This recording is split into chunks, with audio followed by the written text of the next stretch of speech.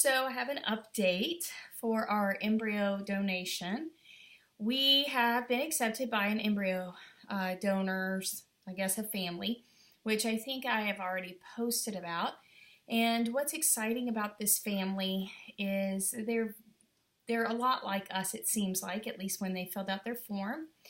And I'm really excited, but a little nervous at the same time. We have not heard back from our other donors that we had chosen, and part of that is one of their children has been sick, and so we will see if we hear back from them or if we just need to go on and choose another donor. That being said, the donors that we have been chosen by, it's kind of interesting. I hadn't really thought about this since we did in vitro, and this just kind of gives you another side of the infertility that people have to go through when they do in vitro, or at least some do. We did not. We had 10 embryos remaining after we had the other two placed. And the 10 that we had left over, they tried to freeze, but unfortunately none of them made it through the freezing process and they all died. And these other couples, though, have taken and they have frozen, or their embryos have frozen. And in that process, after they have grown their family to the size that they want, a lot of them have embryos left over. And then they have to decide what they want to do with those embryos. Well, this couple had obviously done that.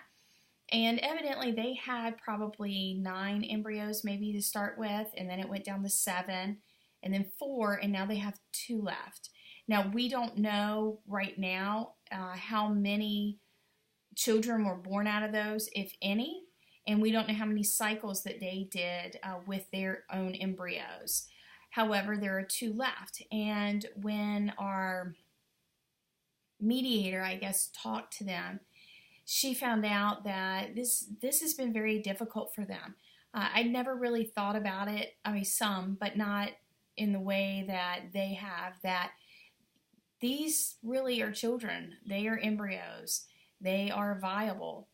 And they had chosen to take and give those up. And it's the same thing, except that they did not birth a child as adoption. And it's very, very difficult for them right now. They're very excited that we had chosen them as one of our couples, and they have asked to be our first couple, that we would use their embryos before we would go on to the next couple. So we're trying to figure out what we need to do with that, and if that's a possibility, depending on when the embryos are frozen, how many days they have to thaw them in a kind of in an order.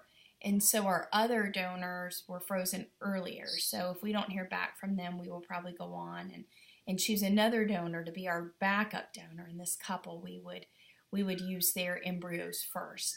But it is exciting, so I just wanted to share that, as well as the other part of how difficult it is for people who do have infertility, whether they've had a child and then would have liked to have another child and for some reason it just has not worked out, or as my husband and I's case, that we have tried for years and years and years, and whether we did fertility or not, we haven't done anything not to, have children, and we've been married almost 17 years now.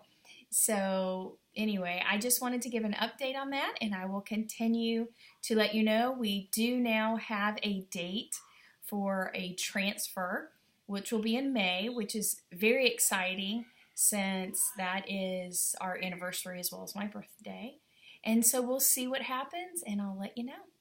I hope you have a wonderful day, and just remember, if you are infertile, there's always hope, and just stay encouraged and know that you are not alone, that there are many of us out there that are that way, and we can band together and just encourage each other. If for some reason you're still single and you have not met the right one, don't settle. Wait for the right one, and it will be worth it, whether you have children or not. And some people choose not to, but if you do, wonderful. If you have infertile problems, then hey, you know where to go. And you're more than welcome to message me or contact me if you need support, encouragement, or whatever. So have a great day, and I'll keep you updated.